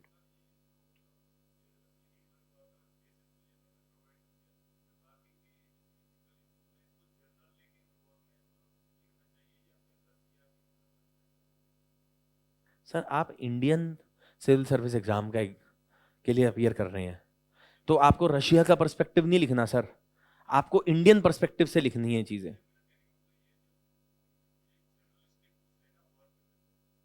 Sir जनरलिस्टिक war पे नहीं है केवल ये Russia Ukraine war के ऊपर ज्यादा focused है. Of course sir, of course, तभी तो उसने कंटेक्स्ट दिया है, नहीं तो वो रैंडम क्वेश्चन दे देता, वॉर के ऊपर ही पूछ लेता सीधा, वो रशिया यूक्रेन का कंटेक्स्ट क्यों देता, है ना? ठीक है, okay. Now let's proceed further. Next question. This was a question in which you had to write in 30 words each. I really don't know how UPSC expects you to write about these things in 30 words each. You know, it's not possible. So my expectation is that ultimately every candidate would end up writing 40 to 50 words only. That is what will happen in this answer. Because 30 words is too less to write anything of any sense. आप केवल definition ही लिख पाएंगे बस 30 words में तो. Anyway, so these were the 5 things that were asked. Constitutional morality. ये तो इतनी बार UPSC ने सवाल पूछ लिया इसके ऊपर. There has question which have been asked in mains last year in paper 2. Questions have been asked in prelims as well on this particular topic. So if you see, there is, so not in prelims, in ethics as well question has been asked. So constitutional morality के ऊपर 2019 में ethics में question आया, and 2021 में mains में paper 2 में question आया. So very easy. Constitutional morality is nothing but steadfast adherence to the principles of the Constitution. Not just following the Constitution in letter, but in spirit as well. Keshwananda Bharati case is an example of Supreme Court of India invoking the doctrine of constitutional morality. Constitution में तो नहीं लिखा ना कहीं पे that Parliament cannot amend the entire Constitution. But Supreme Court of India is stating that Parliament cannot, because then the entire purpose of the Constitution will be defeated if you give unlimited powers to the Parliament to amend the Indian Constitution.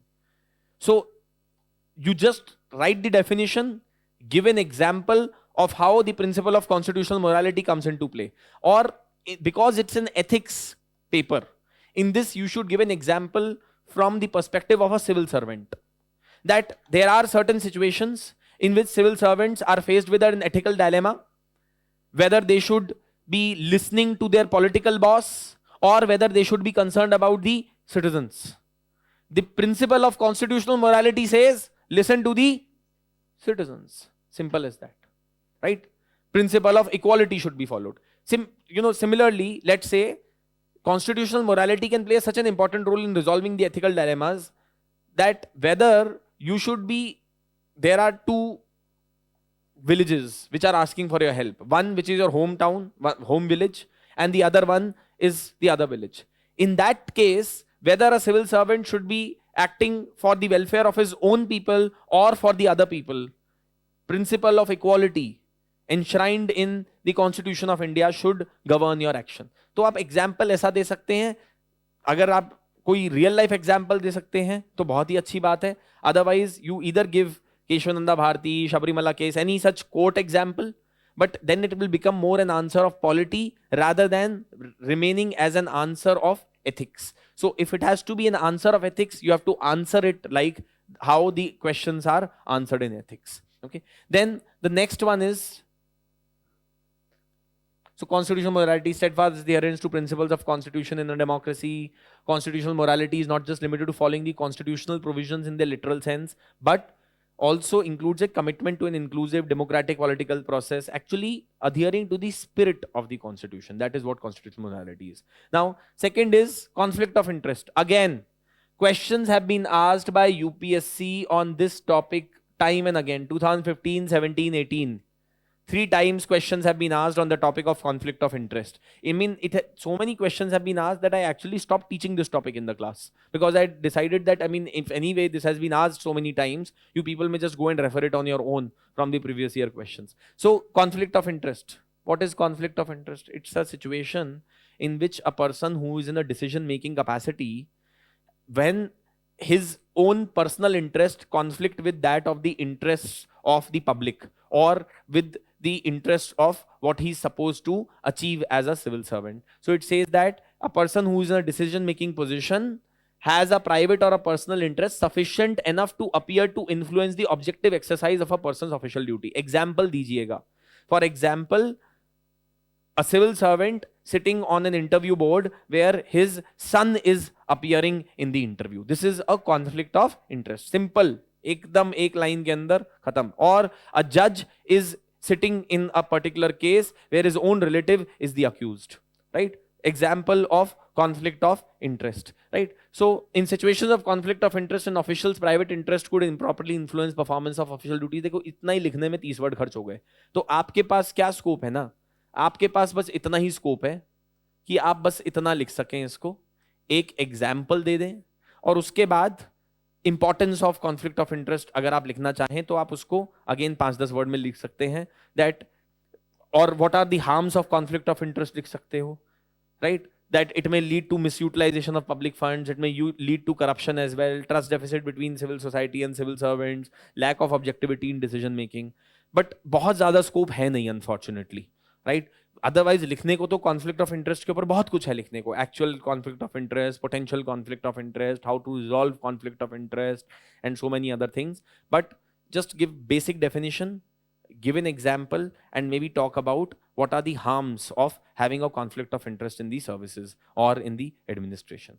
Then the next term which was asked was probity in public life. Probity is nothing but adherence to the values of integrity, and not only that, but actively trying to pursue higher values such as transparency, accountability, efficiency, etc. in services is what is called as probity in public life or probity in governance. Probity is same as integrity for an individual. Probity is for an institution as integrity is for an individual, right? And then you could talk about importance of probity probably, or maybe you could talk about how to ensure probity in governance. देखिए केवल इतना बस लिख दिया probity क्या है, marks नहीं मिलेंगे. You will have to either maybe give some examples of probity, or you will have to talk about how to ensure probity in governance, or you will have to talk about importance of probity. Choice is yours, but do mention that. इसको लिखने में ज्यादा words नहीं खर्च हो रहे हैं, है ना? Just RTI, citizen charter, social audit, बस इतना लिखा. Measures to ensure probity. RTI, citizen charter, social audit, code of conduct, code of ethics, deployment of technology. That's it. Done. Right? Next, challenges of digitalization. Again, please don't explain digitalization. Question is simple. Please write a short note on challenges of digitalization. That means you write 2-3 challenges and probably you write 1 or 2 ways to overcome those challenges. Okay? So, for example, I have mentioned here, digitization has created distinction between haves and haves not. It has created a digital divide. Second is anonymization of citizens' problems. अभी क्या हुआ है? Because of digitization, the citizens have merely become a number. Because you don't have a direct interface with the citizens, everything is done to technology. You don't really have a humane touch, a humane interface. आपको आदमी की problem नहीं पता, बस आपको mail पता है. आपको आदमी की प्रॉब्लम नहीं पता, बस आपको एक नंबर पता है. That is the problem. But it is making governance inhumane in nature in many ways. It is making governance robotic in many ways. And decision making is also becoming robotic. So as a result of that, the human touch to governance is getting lost, right? Then technology may also carry inherent bias. There are data protection issues as well with digitalization. A lot of sensitive personal data of individuals is with the government as a process of digitalization. So you can mention that. Then the next one is devotion to duty. One of the foundational values of civil services, dedication to public service. Okay, ये वही है. What is dedication to public service or devotion to duty? It is the quality of an individual who applies his time, attention, and self completely to a particular activity, cause, or objective, where you put your duty over and above your personal interest, where you put your duty over and above your personal likes and dislikes. So it is a commitment, passion, and personal urge to do something without any external force or power to enforce that urge. Devotion to duty has to come from within, not from outside. कोई force नहीं करवा सकता आपको, है ना? So then, significance of devotion to duty in public service, maybe you could just write down one or two things and wrap it up. For example, the very purpose of civil services is to actually serve the people. If devotion to duty is not there, in challenging circumstances, a civil servant will always chicken out, right? Then, to deal with adverse situation when there is lack of resources or when the work environment is not conducive, what really matters is devotion to duty. Motivation will eventually run out for every individual, but what matters is how committed you are to achieving the purpose for which you have entered into the services. Without this value, civil service will eventually run out of motivation. Civil servants enjoy huge discretionary powers that can be used for personal gains. That is where devotion to duty comes in. A civil servant encounters social obstructions. Vaccination programme के समय बहुत सारी social obstruction face हुई, but civil servants, those who knew that we need to overcome these challenges, they personally reached out to the citizens to carry out the vaccination drive, right? So ऐसे कुछ एक दो examples आप दे सकते हैं and then you can wrap this up. But important ये है केवल आप डेफिनेशन मत दीजिए और वहां मत छोड़िएगा.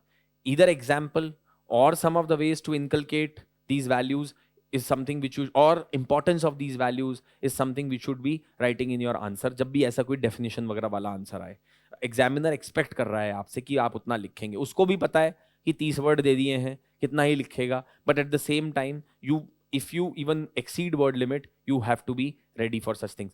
See, the good thing about this question is कि everyone is prepared for such questions, because these are the terms which are mentioned in your syllabus or already questions have been asked related to them. So you should anyway be having 100 words to 200 words ready content in your hands when you walk into the examination hall. Now, next, let's look at the next question. Whistleblower के ऊपर question आ गया इस बार.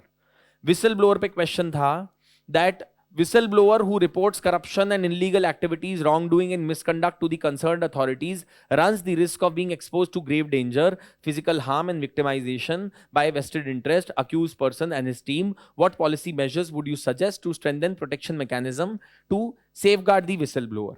दो parts हैं question के. एक, the kind of threats, intimidation, physical coercion which is faced by the whistleblower.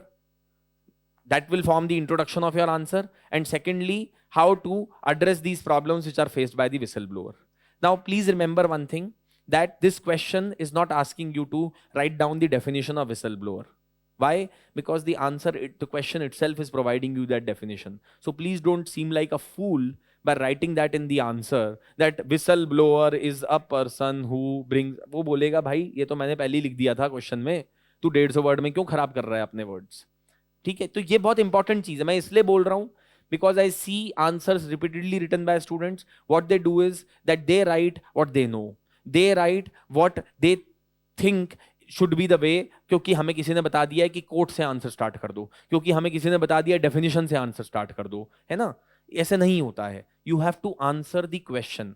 आप पूरे भले अपने पूरे 9 के 9 पेपर्स में एक कोट मत लिख के आइएगा, आप पूरे अपने 9 के 9 पेपर्स में एक डेफिनेशन मत लिख के आइएगा, आपका तब भी सिलेक्शन हो जाएगा. And I can tell you so many examples. But आप कोट से भर के आ जाइए अपना आंसर को, तब भी आपके मार्क्स नहीं आएंगे. What really makes the difference is whether you are answering the question or not. वो सबसे इंपॉर्टेंट चीज है ना. सो अब इस क्वेश्चन में वो बोल रहा है कि भाई this poses grave danger etcetera and all of that. Now let me tell you first and foremost, this question has to do as much with ethics as much it has to do with governance. One is that. And secondly, this question, there was an editorial that had come in the newspapers. This was written by Justice Madan Lokur, 30th of July 2022. He had talked about, ignoring the fact that he had talked about how RTI activists are attacked for highlighting the corruption and wrongdoings in the government. And he had given statistics also. I have not got those statistics here, but he had given statistics like that there are more than 2,000 people, those who have been attacked in the recent past. In Bihar, he specifically pointed out that there have been several cases of RTI activists being under threat and so on and so forth, right? So you could mention that to begin your answer with. Anyway, I'll come to this particular thing as to what suggestions he has given, how to strengthen the whistleblower protection and all of those things. But what are the ways in which you could write the answer to this question? So you could begin by talking about that whistleblowers, those who expose the wrongdoing within the government and the private organizations, have to often face the wrath of those who are complicit in such crimes. Several whistleblowers have been threatened, injured, or even killed as a result. In civil services, whistleblowers are often shunted to punishment postings as well. Civil services से relate करना जरूरी है. आप civil service का exam दे रहे हैं, है ना? ये प्राइवेट कंपनी का रिक्रूटमेंट नहीं हो रहा है, तो आपसे एक्सपेक्टेड है कि जब आप आंसर लिखेंगे तो सिविल सर्विसेज के रिस्पेक्ट में लिखेंगे answer, right? Then what is the importance of whistleblower protection? Maybe you could just highlight that. It plays a very important role because whistleblowers are essential to encourage the reporting of corruption, to ensure probity in governance and transparency in governance. So you could talk about why protecting whistleblowers is so important. Now, what are the challenges? और what are the, उसमें question उसने simple पूछा है, what are the steps to improve whistleblower protection in India? देखिए, सबसे पहले तो ये है जो जस्टिस लोकूर ने भी लिखा है अपने आर्टिकल में. Whistleblower Protection Act was passed in the year 2014. 2016, Supreme Court of India gave a strong rebuke to the central government कि आपने इस एक्ट को अभी तक नोटिफाई क्यों नहीं किया है. 2014 का पास हुआ एक्ट 8 साल हो चुके हैं. Government has still not notified that law. This in itself is the biggest fraud that can be committed on the constitution of this country. One, because it shows that even if the legislature passed the law, the executive can just continue to not implement that law by not notifying it, which is very unfortunate. And the second and the biggest problem is that it also shows that perhaps the government is scared, or those in power are scared of notifying this law, because they believe that then the wrongdoings by the politicians and the ministers will be exposed by the whistleblowers and they will not be provided any kind of way out of it. So this is very unfortunate. Anyway, that's not the focus of this question. We have to talk about steps. पहली तो चीज आप ये लिखिए कि भगवान की कृपा करके उस लॉ को नोटिफाई कर दीजिए, है ना? Protection of Whistleblowers Act, Whistleblower Protection Act 2014 should be notified as soon as possible without any delay by the government. That is the first. And secondly, you can say that till the time, and this is what Justice Lokur has also suggested in an article, till the time the central government is not notifying the law, what is stopping the state governments from passing their own law and protecting the whistleblowers within their state? If they are so committed to taking on corruption head on, then they should pass their own laws and not wait for the center. See, a lot of opposition parties are saying no, that the central government is corrupt. If you are not corrupt, then you introduce the whistleblower protection law. What is stopping you from doing that? This is completely under your purview as well. You could do that. One. Second thing which you could talk about is that currently the law which is proposed is limited to public servants and does not cover private companies, but whistleblowers are required in private companies as well. Ran Baxi के अंदर इतना बड़ा scam हुआ, गड़बड़ हुआ, that was exposed by a whistleblower only. In several other countries of the world, this protection has been provided not just to public organizations, but private organizations as well. Then the act does not allow anonymous complaints. You have to reveal your identity to the complaining authority. There is a danger. What if the complaining authority is having some kind of a relationship with the person who's being complained against? So there is a danger involved in this. We need to do away with this. Third, you could mention about is that the Companies Act makes it mandatory for the entities listed on the stock exchange to set up an audit committee to investigate whistleblower complaints, but they do not provide any kind of mechanism to protect them. In fact, in some of the countries, they have laws to protect retaliatory steps taken by private companies against their employees when they blow whistle on corruption. भाई मैंने अब एक अपनी company के अंदर गड़बड़ हो रही है, उसको whistle blow कर दिया, the possibility is that company may fire me. So my job is also gone. So in several countries, anti-retaliatory laws have been put into place where companies cannot take action and public organization cannot take any action pending the inquiry in case of a whistleblower. And then there are concerns about impartiality and unfair investigation of complaints, which may lead to wrong and unfair decisions against the whistleblower. So can we have some kind of an independent machinery to be created to take care of this? So these are some generic suggestions. Apart from this, if you look at the article that was written by Justice Lokur, there also you will find a number of things. For example, in this article, he had suggested that state governments must direct law enforcement agencies to expeditiously and in a time-bound manner complete investigation in all the cases where RTI users are harassed. Secondly, available evidence clearly shows that information requested by murdered RTI users was information that should have been mandatorily disclosed in the public domain under Section 4 of the RTI Act. Therefore, state governments must take immediate efforts to institutionalize proactive disclosure of actionable information. खुद government transparency लेकर आए, whistleblow करने की बात ही नहीं आएगी. And third is that in all the cases of threats or attacks or killing of RTI user, the State Information Commission must immediately direct the relevant public authorities to disclose and publicize all the questions raised in the answers given to the user. Right? So these are some additional steps that could be mentioned by you. अगर आपने ये newspaper article पढ़ा होता, इसी 3 points को भी अगर आप मेंशन कर देते, and you could have just mentioned 1 or 2 other generic points, I think that would have been more than sufficient to gain marks in this question. Right? And of course, if you would have read this article, you could have mentioned some statistics also with respect to attacks on the whistleblowers, RTI activists, etc. in the recent past, that could have given you added advantage over other candidates in the exam. Right? This was in the Hindu. Okay, ये Hindu का article है 30th of July 2022. Now, let's move to the next question. The last question. In contemporary world, it says that corporate sector contributes in generating wealth and employment. Doing so, they are bringing an unprecedented onslaught on climate, environmental sustainability, and living conditions of human beings. So they are affecting these things as well as a result of their activities. In this background, do you find that CSR is efficient and sufficient? Is it able to achieve the purpose? And is it alone enough in order to fulfill the social roles and responsibility that the corporate world needs to perform under the mandated CSR? You have to critically examine this particular issue.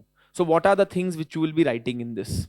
See, first and foremost, you could just start by talking about the role that the private sector plays and also the effect that they have on the functioning of the environment and the living standards of the people, etc.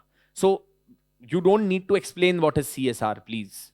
Just simply start with that corporate social responsibility is often seen as a means for the companies to undo the damage which has been made by them to the environment, to the community, living conditions, etc. by investing certain amount of money in certain social activities. That is the purpose of CSR, right? You could, उससे दोनों चीजें address हो जाती हैं, right? So the corporate sector has been the chief agent in creating employment, providing funds, etc. आप इससे begin कर सकते हैं, and then at the same time they have come with unintended effects on climate, environmental sustainability, etc. In view of this concept, mandatory corporate social responsibility was introduced by the Companies Act of 2013. No need to detail it out. कोई detail करने की जरूरत नहीं है कि 2% of the annual average profits of the last 3 years of the companies with a turnover of this much and all that nonsense is not suppose to be mentioned. ये ethics का paper है, polity का paper नहीं है ना. So therefore how CSR has helped in fulfilling the public good. Businesses have moved beyond signing checks for charitable causes and are taking an active interest in causes such as skill training, healthcare. यहाँ पे आप 2-3 CSR initiatives के example दे सकते हैं. Tatas have done a lot on this particular front. There are several other companies that have done a lot. They have invested a lot. P&G has invested a lot. HUL has invested a lot. Various consumer companies have invested. Godrej has invested a lot on CSR activities. So you can mention 1 or 2 examples as to how CSR activities have been able to do away with certain issues associated with the functioning of the corporates. But then we will talk about that CSR is neither sufficient and nor efficient completely on its own. What are some of the, तो आपको criticism करना है basically CSR mandatory provisions का, और जो CSR जिस तरीके से चलता है उसमें आप क्या क्या mention कर सकते हैं. That see, CSR has been made mandatory, but it is not coming out of will of many companies. As a result, effectiveness is not necessarily guaranteed. Why? Because companies are more concerned about spending the money rather than actually doing something good as a result of their CSR activities. Here you can specifically mention about that. You आप examples दे सकते हैं that CSR activities are often focused on a certain geography, or they are often focused on a sector. 85% of the CSR money in India, as per reports, goes only to health, not electronics, health and livelihood. 85% of the money is spent on health and livelihood issues in CSR. So there is a lot of lopsided behavior of the CSR money which is being spent in India. Then secondly, there is a geographical bias also. Most of the companies are spending money only in developed states of India. Why? Because they are themselves located in developed states of India. So there is hardly any CSR which is being spent in Northeast India, in eastern parts of India. There is hardly any CSR which is spent in rural areas also. Most of the CSR is spent in the urban areas or completely rural areas. Semi-urban areas भी तो हैं, peri-urban areas भी तो हैं. What about that? So that is again showing that efficiency lacks in the funding of the CSR money. Then the other thing which you can also talk about is that see, CSR projects are not decided by the community, but they are decided by the company. It's a top-down approach of development rather than bottom-up approach. So that also brings in inefficiency. Then you could also be talking about the company may try to give money to its own NGO and then back channel it back to the company. This is a very regular exercise that happens as far as the CSR activity is concerned. You could also be talking about legitimizing unethical, murky business in lieu of CSR activities. So for example, ITC, which is the leading cigarette manufacturer in the country, is having this e-Chopal, which manufactures tobacco itself. So see, they are trying to basically do away, greenwash whatever wrongs that they have committed by selling tobacco by investing in e-Chopal. Now, my question is that एक आदमी ने अपनी lungs जला ली cigarette फूक फूक के, अब आप उसको पैसा देके क्या करेंगे? Can you reverse that damage? And see, you have to also understand that the tobacco production companies such as ITC are not only causing damage to the individual but to the society as well, because there is a drain on the exchequer's resources also which are happening. वो जो आदमी को जब cancer होगा, asthma होगा, तो उसका treatment कौन करने बैठेगा? ये भी तो सवाल है ना. उसके ट्रीटमेंट के लिए हॉस्पिटल के अंदर पैसा तो सरकार का ही लग रहा है ultimately. So it's a drain on the health resources of the country also, which are anyway limited in this country, right? So that is also, it's not really efficient is what I am trying to say, right? And then mandatory 2% provision kills the initiative for the companies to spend more on CSR. उनको बोला है 2%, तो वो बोल 2% ही, हम 5% क्यों करेंगे, 3% क्यों करेंगे? Earlier at least companies were spending more, but now that they know there is only 2% to spend, so they are trying to fulfill the requirement. So it is not sufficient also at times. See, the thing is that CSR, by just spending money, that's not enough. Ensuring that it actually achieves something is also important. right? Then it says that often the damage caused is irreversible and money would not. आपने environmental damage इतना कर दिया कि अब आप बोल रहे हैं, देखिए बहुत बार कंपनीज क्या करती हैं, this is also another problem. आजकल CSR के नाम पे क्या करती हैं कंपनीज, प्लांटेशन ड्राइव करती हैं.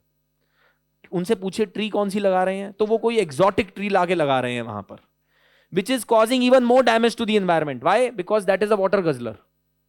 दिल्ली के अंदर बहुत सारी जगह पे सुंदरता बढ़ाने के लिए इन्होंने पाम ट्रीज लगा दी हैं, है ना. इन्होंने हजारों जगह यूकेलिप्टस ट्रीज लगा दी हैं. These are the worst trees to be planted because they are creating even more damage to the ecology. आपने पहले तो डैमेज किया ही किया, आपने और डैमेज कर दिया ये सब ट्रीज लगाकर, एक्सोटिक ट्रीज लगाकर. This is not required, right? So CSR should be driven as per scientific considerations, ecological considerations.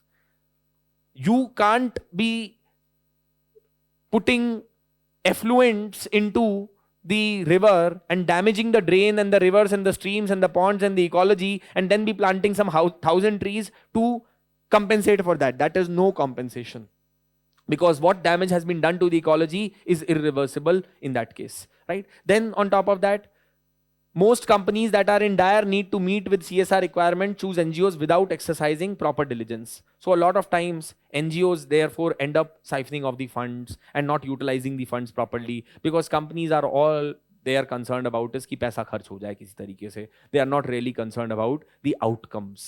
So these are some of the things which you can talk about, the CSR provisions being made mandatory, etc., and how it is not efficient as well as sufficient on its own. So therefore towards the end, conclusion में आप थोड़ा सा कुछ इसमें suggestion दे सकते हैं that how we can improve the functioning of the CSR funds and how we can ensure that CSR operates in a proper manner. So some of the things can be mentioned that to support a strategic shift towards impactful results, organization need a strong and coherent monitoring and evaluation framework should be there in place. Simple user friendly system should be there. You should involve the local community while deciding the CSR projects. Due diligence should be observed in adopting or in partnering with the NGOs who will implement your CSR projects, etc. So those are some of the things. फिर इसमें और भी बड़े सारे चीजें लिख सकते हैं. दर्पण पोर्टल क्रिएट किया है, जैसे for example ministry of education ने, where it's a portal where the government is there. Government का पोर्टल है, उसमें रजिस्टर्ड एनजीओज हैं जो कि मिनिस्ट्री ऑफ एजुकेशन के साथ पार्टनर कर चुकी हैं पहले, and there are private companies as well. So private companies, those who want to spend money, can look for these registered NGOs which are vetted and verified by Ministry of Education, into whom they can invest, looking at the kind of activities which they are doing, right? So that is one of the ways to ensure the building of relationship between the NGOs and the CSR or the companies by the government of India. तो ऐसा एक example भी आप देके इस answer को conclude कर सकते हैं. Okay, so what is very important in ethics paper is that you have to give examples, and therefore I always suggest to students that do not treat ethics paper that ये आपका polity या history या geography की तरह subject नहीं है जिसको आपने एक बार उठाया और फिर खत्म कर लिया. ऐसे नहीं होगा. ये सब्जेक्ट को प्रिपेयर करने का एक लॉन्ग ड्रॉन प्रोसेस है. There is a continuous process. Therefore in fact in my opinion you should start, जब आपके थोड़े बहुत बेसिक टॉपिक्स हो जाएं तो एथिक्स के सारे सिलेबस जो है वो आपको बेसिक चीजें पता होनी चाहिए, बेसिक टर्म्स आपका क्लियर हो जानी चाहिए, सो दैट आफ्टर दैट जब भी आप कोई और भी सब्जेक्ट पढ़ें for next 8, 9, 10 months, whenever you read newspapers, whenever you read any other subject, you should keep your eyes and ears open for what concepts will be applied with respect to ethics in your answer writing. Because ethics is a subject which has to be prepared continuously over a long period of time. Yes, this subject does not require a lot of time, but it requires you to know the syllabus properly, and it requires you to be able to assimilate from newspapers, to be able to assimilate from the other topics examples which you will write in ethics. History, polity, geography, environment, whatever topic you read, you will be able to get numerous examples which you can write in ethics. But you will be able to do that only when you initially know a bit of ethics syllabus, and then when you are reading these topics, you incorporate learning from those topics into your ethics preparation. Otherwise, you will write answer and you can still be attempting the paper, but you will not get the desired marks in the examination. Okay, so that is the broad strategy which you need to adopt as far as ethics is concerned, and especially with respect to ethics in governance. Any questions? Yes.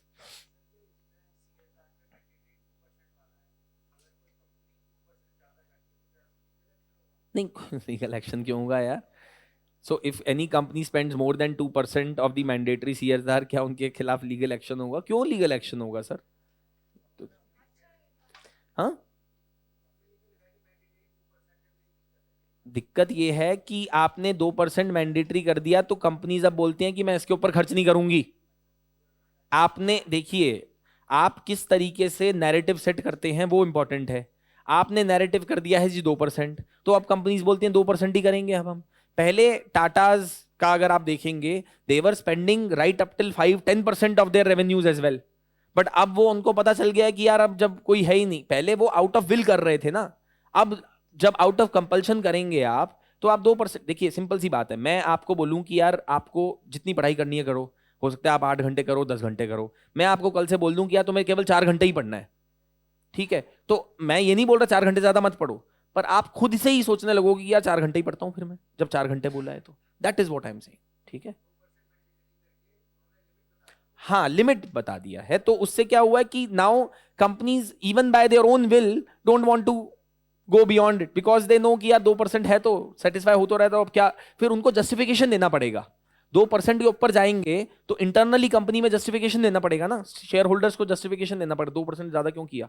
जब 2% ही था तो 10% क्यों कर रहे हो? ये problem है. ठीक है, यस, एनी अदर क्वेश्चंस?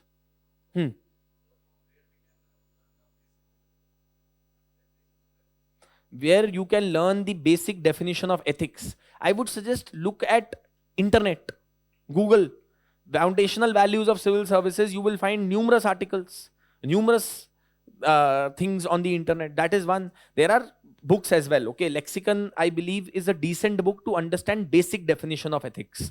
वो डिसेंट किताब है, उसको आप पढ़ सकते हैं, बट उसके बियॉन्ड उसको ज्यादा मत यूज कीजिएगा, बिकॉज उसके अंदर बहुत सारा उल्टा सीधा, बहुत सारा एक्सट्रेनियस इंफॉर्मेशन भी दिया है which is of no relevance to the exam. उसमें बहुत कुछ भी ऐसी चीजें हैं जिसका कोई रेलेवेंस नहीं है, बट हाँ, बेसिक डेफिनेशन के लिए may be that book is a good book. ठीक है, और बताइए, any other questions? Okay, thank you so much.